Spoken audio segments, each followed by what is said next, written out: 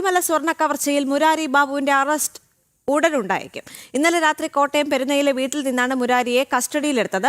ചോദ്യം ചെയ്യൽ രഹസ്യ കേന്ദ്രത്തിലാണ് എന്നാണ് ഇപ്പോൾ അറിയാൻ സാധിക്കുന്നത്. ഉണ്ണികൃഷ്ണൻ പോറ്റിക്കൊപ്പം ഇരുത്തി ചോദ്യം ചെയ്തേക്കുമെന്നും വിവരങ്ങൾ പുറത്തേക്ക് വരുന്നുണ്ട്. ദിസ്ന സുരേഷ് തിരുവനന്തപുരത്ത് നിന്ന് ചേരുകയാണ്. ദിസ്ന, ക്രൈംബ്രാഞ്ച് ഓഫീസിലാണോ മുരാരി ബാബു എന്നുള്ള ചോദ്യങ്ങൾ വീണ്ടും അവശേഷിക്കുകയാണ്. പക്ഷേ രഹസ്യ കേന്ദ്രങ്ങളിലാണ് എന്നുള്ള റിപ്പോർട്ടുകൾ കൂടി വരുന്നു. ഇതിൽ ഏതാണ് സത്യം?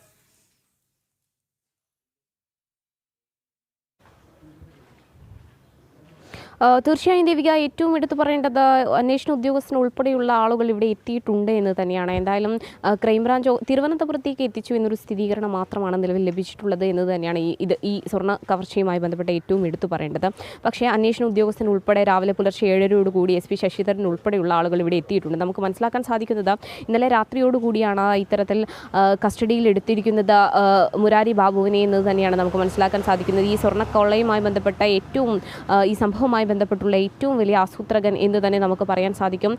SIT ഉൾപ്പെടെ FIR-ലിട്ടത് 2ാം പ്രതിയായിട്ടാണ് മുരാരി ബാബുവിനെ പ്രതി ചേർത്തിട്ടുള്ളത് എന്ന് തന്നെയാണ്. എന്തായാലും അന്വേഷണ സംഘത്തിന് ഉൾപ്പെടെ ഈ മുരാരി ബാബുവിൻ്റെ പങ്ക് വളരെ വ്യക്തമായി മനസ്സിലാക്കാൻ സാധിച്ചു എന്ന് തന്നെയാണ്. ഈ സ്വർണ്ണ കവർച്ചയുമായി ബന്ധപ്പെട്ട് ആദ്യമായാണ് ഒരു ദേവസ്വം ഉദ്യോഗസ്ഥനെ അറസ്റ്റ് ചെയ്തിട്ടുള്ളത്. എക്സിക്യൂട്ടീവ് ഓഫീസർ ആയിരുന്ന കാലഘട്ടത്തിൽ തന്നെ ഇത്തരത്തിൽ ഈ കവർച്ചയുമായി ബന്ധപ്പെട്ട് മഹസറിൽ ഉൾപ്പെടെ രേഖകളിൽ തിരുത്തൽ വരുത്തി എന്ന് തന്നെയാണ് നമുക്ക് ഏറ്റവും എടുത്തു പറയേണ്ടത്.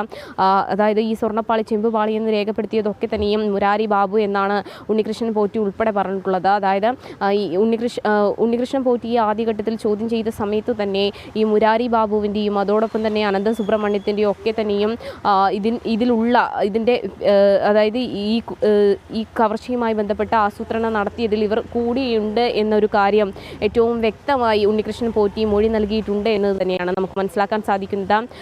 കൂടുതൽ ചോദ്യം ചെയ്യലുകൾ ഈ സംഭവവുമായി ബന്ധപ്പെട്ട ആവശ്യമായി വരുന്നു. അതോടൊപ്പം തന്നെ അന്വേഷണ സംഘം ചോദ്യം ചെയ്യുമ്പോൾ കൃത്യമായി തയ്യാറാക്കിയ ചോദ്യാവലികൾ ഉപയോഗിച്ചായിരിക്കും ഇയാളെ ചോദ്യം ചെയ്യുക എന്നത് വിവരം കൂടിയാണ് നമുക്ക് ദേവിക നിലവിൽ ലഭിക്കുന്നത്. പ്രധാനമായും എടുത്തു പറയുകയാണെങ്കിൽ ഈ ഉണ്ണികൃഷ്ണൻ പോറ്റിയെയും മുരാരി ബാബുവിനെയും ഒരുമിച്ചിരുത്തി ചോദ്യം ചെയ്യാനുള്ളൊരു സാധ്യതയാണ് നിലവിൽ ഉള്ളത് എന്നാണ് മനസ്സിലാക്കാൻ സാധിക്കുന്നത്.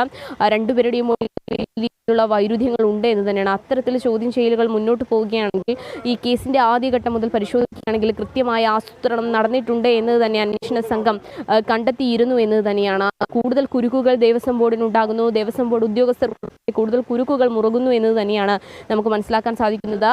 ഉടൻ തന്നെ ഈ മുരാരി ബാബുവിന്റെ അറസ്റ്റ് രേഖപ്പെടുത്തുമെന്ന് തന്നെയാണ് നിലവിൽ നമുക്ക് ലഭ്യമായിട്ടുള്ള വിവരങ്ങൾ എന്ന് പറയുന്നത്. അതോടൊപ്പം തന്നെ ദേവിക ഏറ്റവും എടുത്തു പറയേണ്ടത് ഈ സ്മാർട്ട് ക്രിയേഷൻസ്, അതോടൊപ്പം തന്നെ മന്ത്ര, പങ്കജ് ഭണ്ഡാരി തുടങ്ങിയ പേരുകളിലൊക്കെ തന്നെയും ആദ്യഘട്ടത്തിൽ വലിയ രീതിയിലുള്ള സംശയങ്ങളൊക്കെ തന്നെയും അന്വേഷണ സംഘത്തിന് ഉടലെടുത്തിരുന്നു എന്ന് തന്നെയാണ്. അതോടൊപ്പം തന്നെ നാഗേഷ് എന്നൊരു പേരും വലിയ രീതിയിൽ ചർച്ച ചെയ്യപ്പെട്ടിട്ടുണ്ട് എന്ന് തന്നെയാണ് നമുക്ക് മനസ്സിലാക്കാൻ സാധിക്കുന്നത്.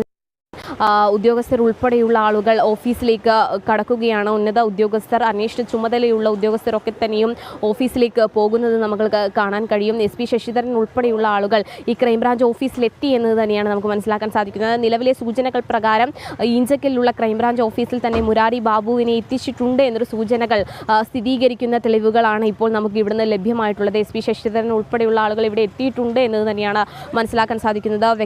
വ്യക്തമായി കൃത്യമായ ചോദ്യാവലികൾ ഉപയോഗിച്ചുള്ള ചോദ്യം ചെയ്യലുകൾ, തയ്യാറെടുപ്പുകൾ തന്നെയായിരിക്കും നടക്കുക എന്ന് തന്നെയാണ് നമുക്ക് മനസ്സിലാക്കാൻ സാധിക്കുന്നത്. അങ്ങനെയാണെങ്കിൽ മുരാരി ബാബു പുറത്തുവിടുന്ന കാര്യങ്ങളിൽ കൂടുതൽ ഉന്നതർ അതിൽ പെടുമെന്ന് തന്നെയാണ് നമുക്ക് മനസ്സിലാക്കാൻ സാധിക്കുന്നത്. ഈ കത്തിടപാടുമായി ബന്ധപ്പെട്ടുള്ള ഒരു സ്ഥിരീകരണമൊക്കെ തന്നെയും മുരാരി ബാബുവിൻ്റെ ഭാഗത്തു നിന്ന് ഉണ്ടാകേണ്ടതുണ്ട്. അതോടൊപ്പം തന്നെ നമുക്ക് മനസ്സിലാക്കാൻ സാധിക്കുന്നത് 2019 അതോടൊപ്പം തന്നെ 2024 ഇത്തരത്തിലൊരു കത്തിടപാടുകൾ നടത്തി എന്ന് തന്നെയാണ്.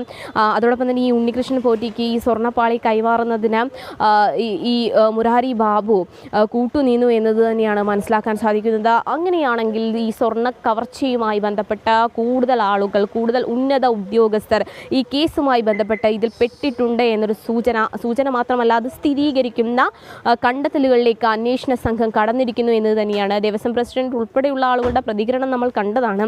ഇനി ഈ വിഷയവുമായി ബന്ധപ്പെട്ട് എന്ത് പ്രതികരണത്തിനാണ് ദേവസ്വം പ്രസിഡന്റ് മുതിരുക എന്നത് നമ്മൾ കാണേണ്ടതുണ്ട് ദേവിക. എന്തായാലും വലിയ രീതിയിൽ അന്വേഷണം അന്വേഷണം പുരോഗമിക്കുന്നു. അതോടൊപ്പം തന്നെ ഉയർന്നു വരുന്ന ഒരു ആരോപണം എന്ന് പറയുന്നത് ഈ ഉണ്ണികൃഷ്ണൻ പോറ്റിയെയും മുരാരി ബാബുവിനെയും ഒക്കെ തന്നെയും മുൻനിർത്തിക്കൊണ്ട് ഉന്നത തലങ്ങളിലേക്ക് അന്വേഷണം എത്തുന്നത് തടയുവാനുള്ളൊരു ശ്രമം നടക്കുന്നു എന്ന് തന്നെയാണ് നമുക്ക് മനസ്സിലാക്കാൻ സാധിക്കുന്നത്. എന്തായാലും രഹസ്യ കേന്ദ്രത്തിൽ എന്ന് മാത്രമേ നമുക്കിപ്പോൾ സ്ഥിരീകരിക്കാൻ കഴിയുകയുള്ളൂ. അത് ക്രൈംബ്രാഞ്ച് ഓഫീസിലാണോ അതോ ഏതെങ്കിലും അജ്ഞാത കേന്ദ്രത്തിലാണോ എന്നതിനൊരു സ്ഥിരീകരണം വരേണ്ടതുണ്ട്. ഞാനിപ്പോൾ നിൽക്കുന്നത് ഈഞ്ചക്കലിലെ ക്രൈംബ്രാഞ്ച് ഓഫീസിലാണ്.